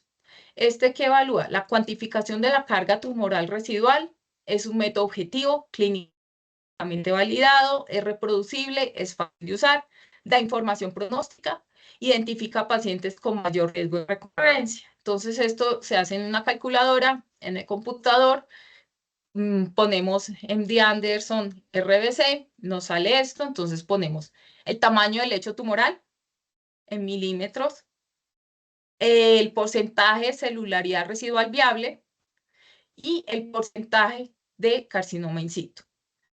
Además, los ganglios linfáticos, el número de ganglios positivos y el tamaño de la metástasis mayor. Sumamos esto y la calculadora nos da un score. Entonces, pues 0 es que es una respuesta patológica completa, 1 es una respuesta parcial, hay enfermedad residual mínima, 2 es una respuesta parcial con enfermedad residual moderada. Y 3 es quimioresistente, o sea, no hay, la respuesta, hay enfermedad residual extensa. En cuanto a los biomarcadores post-tratamiento, no hay un consenso único establecido que diga que debemos realizarlos de rutina nuevamente. Podemos encontrar discordancia entre los biomarcadores iniciales de la biopsia inicial y post-tratamiento. En cuanto a los receptores de estrógeno, la discordancia puede ser de un 10 a un 15%, de 10 a 15 a un 13 o 18%, de los receptores de progestógeno de 26 a un 32%, y el ER2 5 a 10 o de 5 a 9%. Esto es lo que pueden variar. ¿En qué situaciones se recomienda repetir los biomarcadores? Cuando el estado inicial no lo conocemos, los resultados no son concluyentes o negativos en el diagnóstico inicial. Por ejemplo, carcinomas triple negativos, se recomienda que lo realicemos después en el espécimen quirúrgico. Si solo vemos carcinoma in situ o escasa representación de carcinoma invasivo en la biopsia inicial, tumores heterogéneos o multifocales con morfología diferente, cuando la morfología es diferente entre la biopsia y la resección, cuando el curso clínico no lo esperado, cuando son realizados en otra institución, porque pues no contamos con el reporte, y eso pues ya también lo define de acuerdo a cada institución el grupo multidisciplinario que define si de rutina se repiten o si solo en la consideración del patólogo o el clínico también los manda a repetir. ¿En qué situaciones se debe considerar repetir el ER2? En carcinomas de alto grado, con ER2 negativo en la biopsia. Cuando el carcinoma de alto es un pequeño porcentaje de carcinoma en la biopsia, cuando hay morfologías diferentes entre la biopsia y la resección, cuando hay mala respuesta al tratamiento, heterogenicidad en la resección, cuando hay 2 tumores separados, a cada uno se debe hacer sus receptores, y pues cuando los carcinomas son ER2 negativos en la biopsia inicial,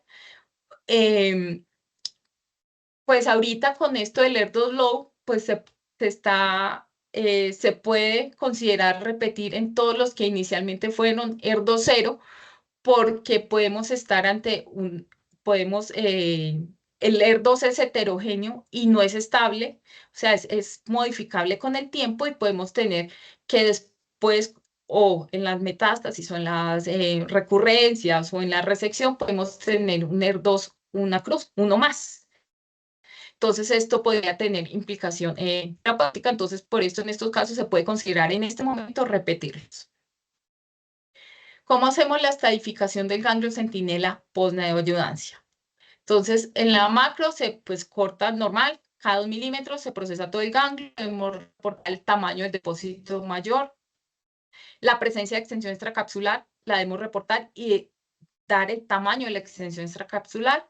Debemos reportar si hay cambios por tratamiento previo, y debemos realizar, nosotros por lo menos en nuestra institución, realizamos siempre citoqueratinas de rutina a los ganglios centinela post-tratamiento.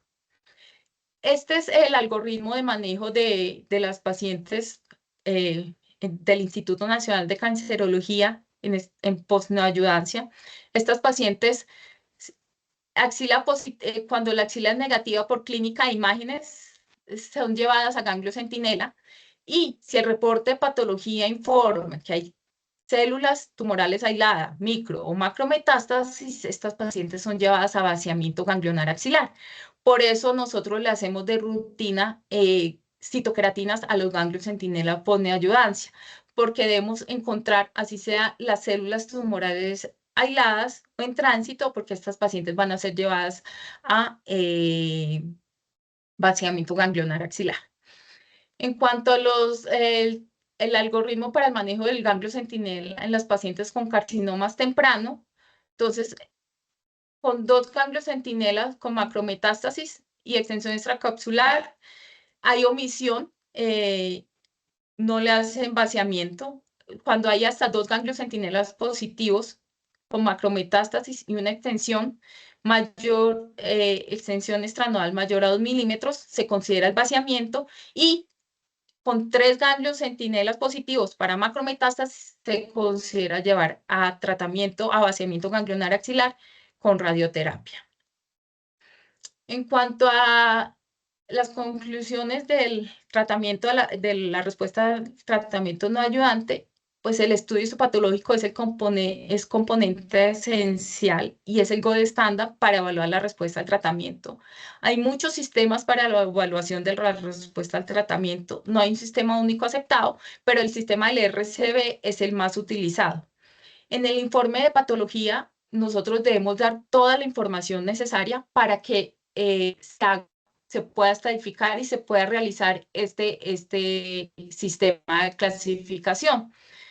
En el instituto siempre pues yo pongo todos los ítems, le pongo todos los ítems necesarios para que ellos saquen y ellos hacen el RBC, pero en nuestras instituciones el mismo patólogo es el que hace la calculadora, la saca y la hace, pero nosotros debemos siempre poner por lo menos toda la información necesaria para que el clínico pueda hacer esta graduación. Repetir los biomarcadores de acuerdo al protocolo de cada institución.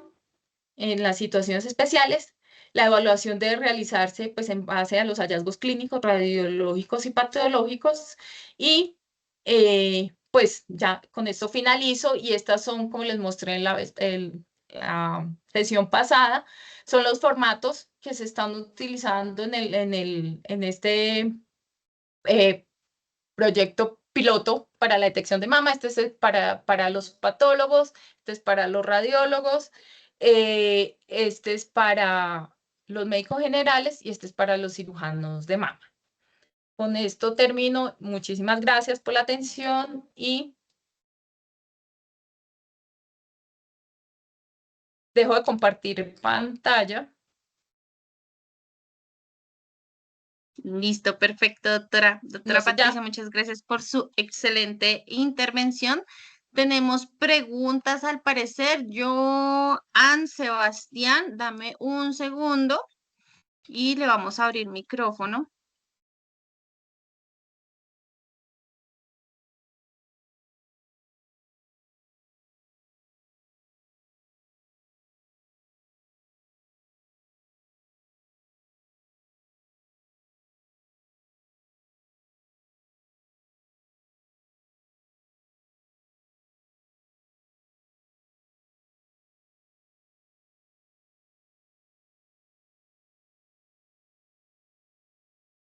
Aló, discúlpenme que se me cayó la llamada, doctora. ¿Me escuchan perfectamente?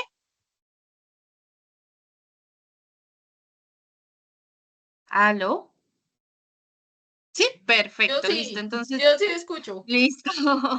Listo, voy a abrirle mi micrófono a Joan. Joan, por favor, puede verificar si ya tiene micrófono activado Hola, para Jan. que le pueda hacer la pregunta a nuestra doctora. ¿Me escucha? Perfectamente. Hola, doctora, buenas noches. Doctora, mi pregunta es, pues, en los casos en los que tenemos una resección post-neoadyuvancia, pues esperaríamos a veces que el tumor tenga un grado histológico mayor, pero ¿qué hacemos cuando no tenemos el reporte inicial de la biopsia, que es muy frecuente a veces? Ujú, sí. Pues eso pasa en muchas oportunidades, por eso pues hacer nosotros reportar otra vez el grado histológico que está viendo ahí en la resección, en lo que está viendo, y lo hace con base en eso. Porque ya el clínico es el que tiene la información de la biopsia previa, con eso la estadificó, y ya pues nosotros, o reporta uno. Igualmente yo vuelvo y reporto el grado histológico que veo en post-tratamiento, pero ellos saben que puede ser diferente al inicial de la biopsia. Y en caso de que sí tenga la biopsia, entonces, ¿eso se pone el de la biopsia o el que estoy viendo? El que está viendo. El que Ok. está viendo. Ellos saben que puede ser diferente, pero para ellos es el inicial con el que estadifican la paciente. Pero pues uno pone el que ve, porque una vez puede aumentar un poco o puede bajar un poquito el grado. O puede bajar un poquito, no, puede bajar el grado o puede aumentar por los cambios por el tratamiento, pero eso es normal. Ok, muchas gracias. Perfecto, Joan, muchas gracias. Doctora, tenemos otra pregunta de Armando Cortés. Dice, muchas gracias, doctora Patricia. ¿Cuál es el enfoque de clasificación para tumor piloides? El enfoque de clasificación como de benigno, borderline o maligno, basado en la celularidad estromal, el sobrecrecimiento estromal, los márgenes, el conteo mitótico y la presencia de elementos heterólogos. Pues eso lo vimos la sesión pasada, pero es con base en eso en que hacemos la clasificación del tumor filoide. No sé si a eso se refiere a la pregunta. Perfecto, entonces sería No para sé si esa era Armando, la... sí, por favor, nos podría verificar si esa era la pregunta. Mientras tanto, María Constanza Navarrete alzó la mano, ya le abrí micrófono para que le pueda hacer la pregunta a la doctora. María, buenas tardes, buenas noches. Buenas noches a todos. En cuanto a la biopsia, tú indicas que lo relevante es reportar en una biopsia con carcinoma in situ, lo relevante es reportar los receptores de estrógeno. Pero en muchos sitios nos piden la progesterona y adicionalmente hacerle un HER2. Ha sido un poco difícil como tratar de manejar a aquellos clínicos que todavía siguen pidiendo estas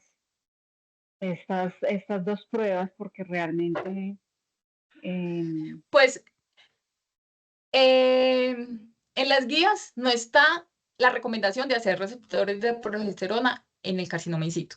Sin embargo, acá como que de rutina uno es un carcinoma in situ y les debe uno reportar estrógenos y progesterona. O sea, como así, como, pues como de rutina ya está, ¿cómo se dice? Como que establecido uno que lo se debe piden hacer. los dos. Sí, Ujú. pero no, pero la relevancia es en los receptores de estrógeno. El ER2 no tiene indicación, porque no hay indicación terapéutica. Entonces no, pues a mí no me ha tocado que me lo pidan, pero si no, pues yo pondría, uno hace lo que le piden. Si el clínico lo pide, pues toca hacerlo, pero pues en el ER2, en el carcinoma in situ no está indicado hacer un ER2. Sí, de acuerdo, de acuerdo. Y tengo una segunda Pues pregunta. no sé. Sí, sí, Sí, señora, dinos.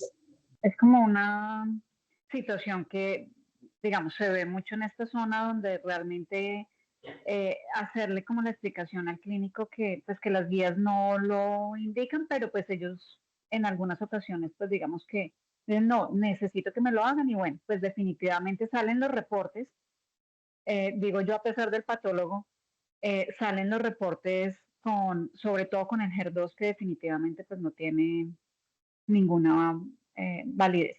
Y la segunda pregunta Sí. es, ¿cómo diferencio yo este carcinoma, un carcinoma no específico, grado 3, que son usualmente triple negativos, con este de variante o de morfología medular, que también son de alto grado nuclear y que también son triple negativos, únicamente como por la morfología de la macro, que decías que es como muy... Por la macro y porque tienen que tener esas características que son de muy alto grado nuclear, crecimiento sincitial, mucho infiltrado inflamatorio linfocitario asociado y son triple negativos, pero tienen que tener como esas características, que sean los márgenes empujantes. Entonces, sabes, en las biopsias pues no es tan fácil porque uno no sabe cómo son los márgenes.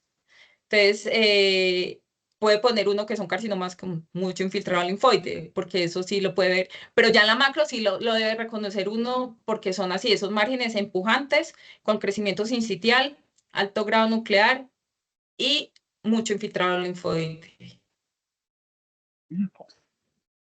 Gracias. Perfecto, doctora. Muchas gracias, María Constanza. Muchas gracias, María Constanza. ¿Nos recuerdas desde qué ciudad te conectas? Estoy en Barranquilla. Perfecto, María Constanza. Muchas gracias.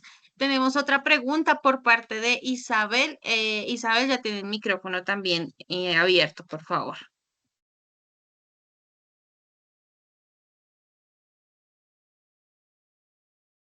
Hola, Isabel. Buenas noches.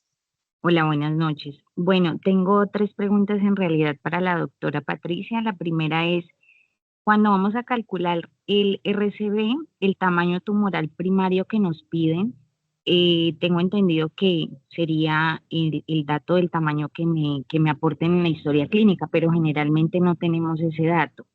Entonces, si tengo ya el espécimen, esa podría tomar como tamaño tumoral primario esa área de fibrosis, independientemente de lo que vaya a ver en la micro. Esa es la primera. La segunda hablaba sobre la respuesta de los linfocitos que tal vez en un futuro sí vayan a ser de importancia y solicitud en los reportes, pero mencionabas que lo ideal es que se reporte en porcentajes. Entonces yo ese porcentaje lo hago, o sea, comparando respecto a qué, a la celularidad neoplásica o respecto a qué podría yo aportar ese porcentaje, porque indicabas que no es adecuado ponerle de moderado o intenso.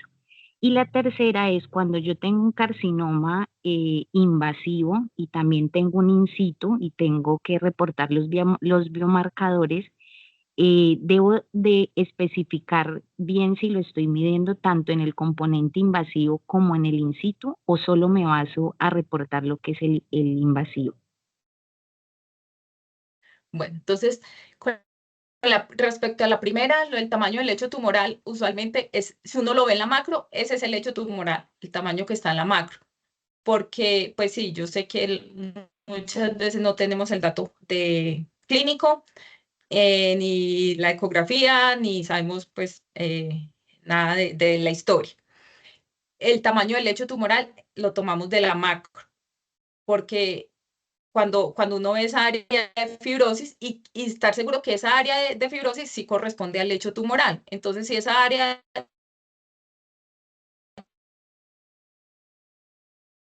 corresponde al lecho tumoral, ese se toma como lecho tumoral. En cuanto a los linfocitos, es como se evalúan es dentro del, o sea, en el carcinoma invasivo, y es como hacer un porcentaje con respecto al carcinoma. Es decir, ¿qué tantos linfocitos veo en el carcinoma invasivo? Es como hacer como un promedio de, yo lo veo como un Ki-67, que uno mira todo y hace un promedio de cuánto infiltrado linfoide hay, pero dentro del tumor, o sea, dentro de los nidos del tumor. Y los receptores se evalúan es el carcinoma invasivo. Si uno ve carcinoma invasivo, hay carcinoma in situ. Y uno ve el carcinoma invasivo, ya no importa el in situ. Ya importa es el carcinoma invasivo y los receptores se evalúan es respecto a eso. A veces ellos, cuando uno ve que es un carcinoma in situ muy extenso, con focos de microinfiltración, digamos, puede uno aclararles, evalúe en el componente microinvasivo, pero usualmente ellos ya saben que cuando uno les reporta que es carcinoma invasivo, los receptores los está evaluando es en el carcinoma invasivo. Listo, doctora. Una última No sé pregunta. si me hice entender pues todas las preguntas. Sí, todas 3. La última pregunta es, cuando tengo un carcinoma triple negativo, ¿usted recomienda que sería bueno confirmar de que el origen es mamario, o sea, pidiendo marcadores de inmunohistoquímica adicionales? No siempre. Cuando usted sabe que tiene una lesión en la mama, que es una paciente joven, que uno espera que, pues, o la clínica es de una lesión en la mama, pues no hay necesidad. Pero a veces cuando uno ve que no sabe nada de clínica, le llega la biopsia y usted ve que es un carcinoma triple negativo o que no sabes, o a veces no son carcinomas, sino que uno ve y piensa que es carcinoma y resulta que puede ser un linfoma o un angiosarcoma post tratamiento, post radioterapia. Entonces, como tener presente que los triple negativos, la historia es importante porque han pasado casos que a veces he visto pues como linfomas en la mama y que claro, usted le hace los receptores, son triple negativos. O o a veces que dicen recaída tumoral.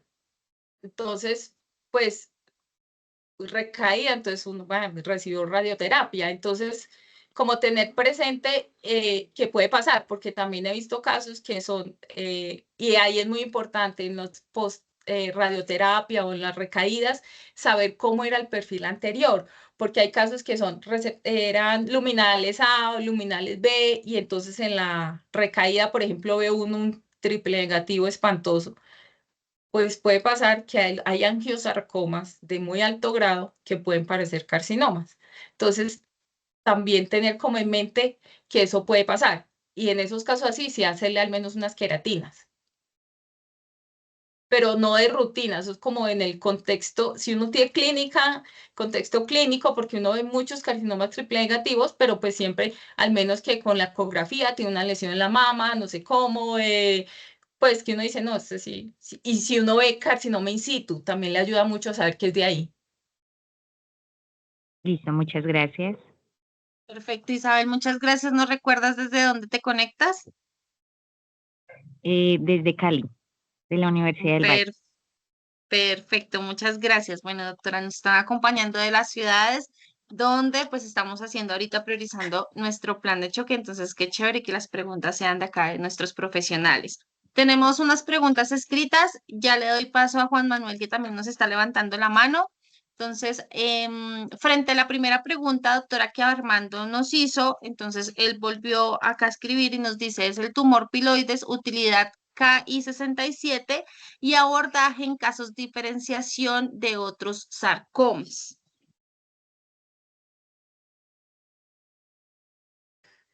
El KI67 no tiene utilidad del tumor filoides, porque el tumor filoides, el diagnóstico se hace por la morfología, por todas las características, crecimiento estromal, atipia estromal, el conteo mitótico, los márgenes, ver elementos heterólogos, la morfología foveolar que hace el tumor filoides. El KI67 no tendría ahí utilidad.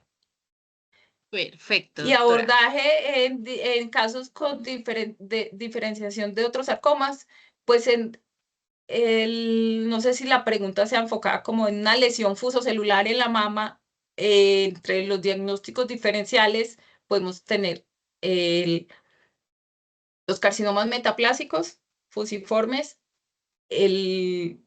un, un tumor filodes maligno con componente, pues que el componente estromal maligno sea sarcomatoso, un verdadero sarcoma de la mama, que sería la última opción. Cuando nosotros tenemos como, esas son los tres principales diagnósticos diferenciales con lesiones fusocelulares que uno ve en la mama que realmente las ve malignas. Serían esos tres. Entonces, ahí sí la inmunistoquímica sería importante. Entonces, hacerle, pues, más que todo en las biopsias, porque cuando uno tiene el espécimen puede ver la morfología o encontrar el componente epitelial benigno de un filodes, buscar si hay carcinoma in situ y también, bueno, y hacerle la inmunistoquímica con las citoqueratinas, porque si hay marcación de citoqueratinas, pues indica que es una lesión epitelial sarcomatosa, o sea, un carcinoma metaplásico. Si vemos, por ejemplo, que está el componente epitelial benigno, pues ya vamos a saber que es un filodes maligno con componente fusocelular, pues de sarcoma.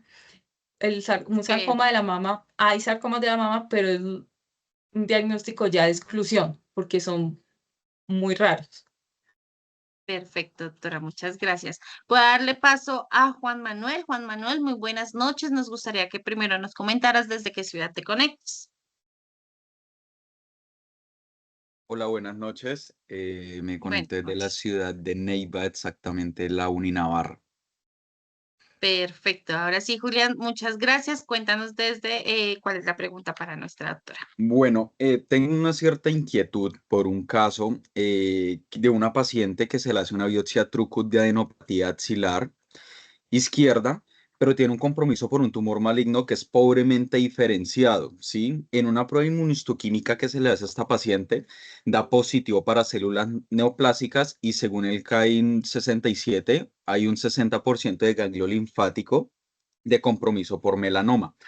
Luego se le hace una ecografía mamaria en la cual presenta unos Perdón, cambios el fibro. KI67. Sí, sí, señora. Eso lo manifiesta en la prueba de inmunohistoquímica que se le realizó a esta paciente, ¿sí? Pero no, es que qué pena, me perdí ahí, que el Ki-67 era alto y lo de melanoma le hicieron marcadores para melanocíticos. Sí, sí, señora. Ujú. Pero después de esto se le hace una ecografía mamaria a esta paciente y genera unos cambios fibroquísticos mamarios bilaterales leves con adenomegalias en región axilar izquierda. Ya teniendo como ¿En región qué? estos Perdón, no en la escuché región ahí. axilar izquierda, o sea, tanto la región axilar como la ecografía mamaria se le hicieron de ese mismo lado izquierdo, pero los ganglios linfáticos pues siguen aumentando de tamaño, pero no se presentan áreas de calcificaciones y los bordes pues están bien definidos. La pregunta ya para la pregunta como tal de esto es si este tumor maligno, ¿cierto? Este ganglio linfático que tiene su melanoma, ya estaría siendo infiltrante hacia la región mamaria izquierda. Se podría decir que si hay afectación podría llamarse como metástasis en dicho caso. Pues primero tendría que confirmar que la lesión que está viendo la mama, eh, según entiendo, no tiene biopsia todavía esa lesión de la mama.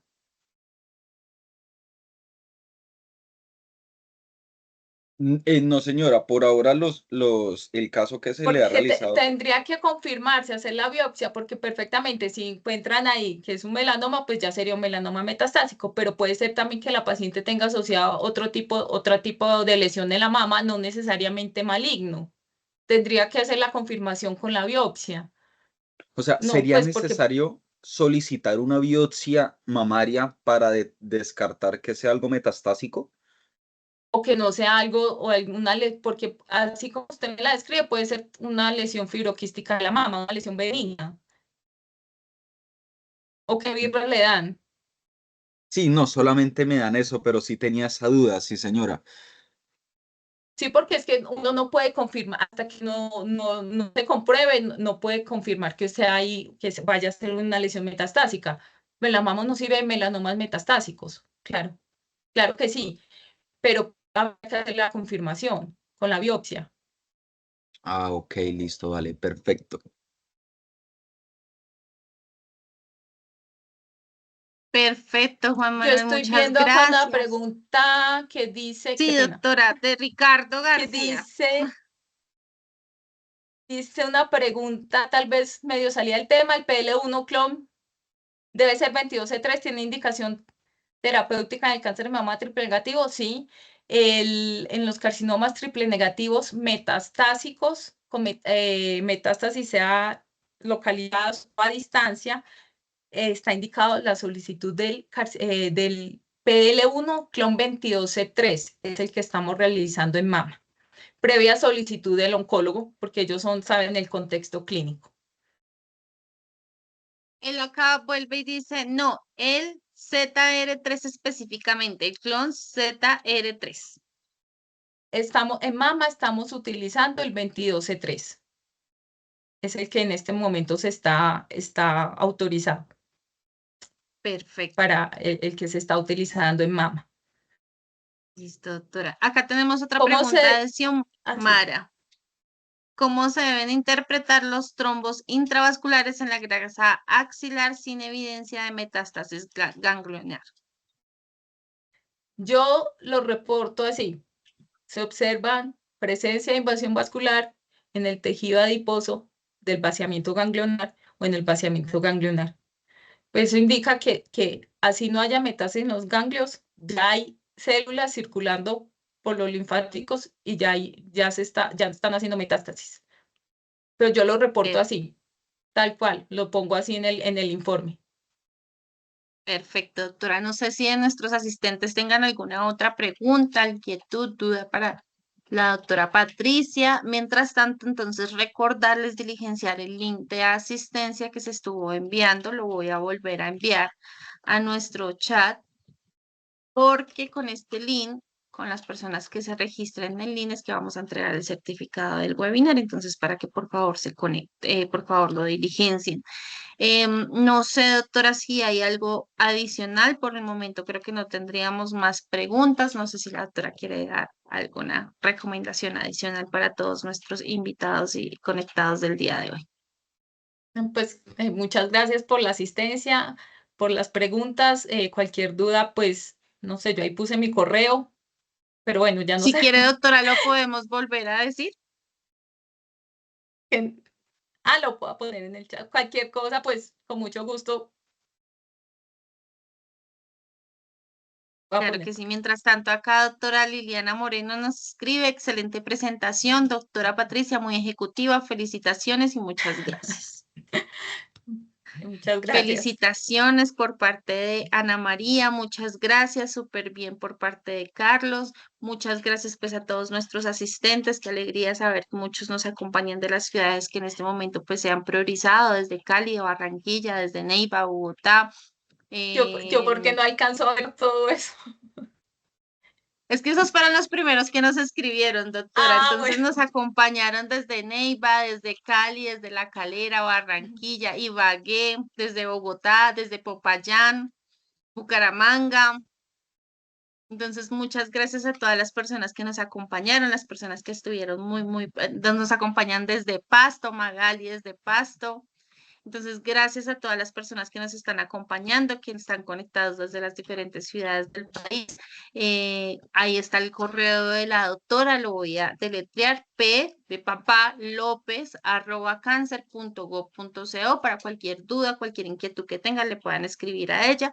Recuerden seguirnos en nuestras redes sociales como @incancerología, tanto en Facebook, Instagram, Twitter, LinkedIn, donde se podrán enterar de los diferentes eventos que tendremos.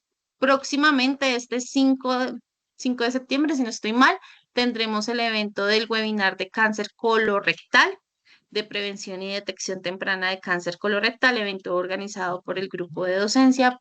Si desean conectarse, y invitados todos para que nos acompañen en este webinar. Recuerden que son webinars totalmente gratuitos y certificados y que se hace con el fin de poder generar y aumentar el conocimiento de todos nuestros profesionales de la salud y así trabajar en pro de una atención integral del cáncer. Doctora, muchas gracias. Muchas gracias a ustedes y pues al instituto por permitir esta oportunidad de poder compartir el conocimiento, porque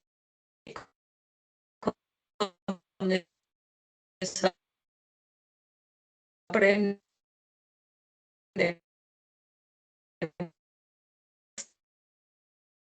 todos. Así es, doctora. Doctora, Bueno. muchas gracias. Agradecemos a todos. Una feliz noche. Recuerden que este webinar lo van a poder ver la próxima semana en nuestra página de YouTube, donde también aparecemos como @incancerología por si desean volver a ver. Muchas gracias y una feliz noche. Doctora, feliz noche. Hasta luego, muchas gracias. Chao, doctora, gracias.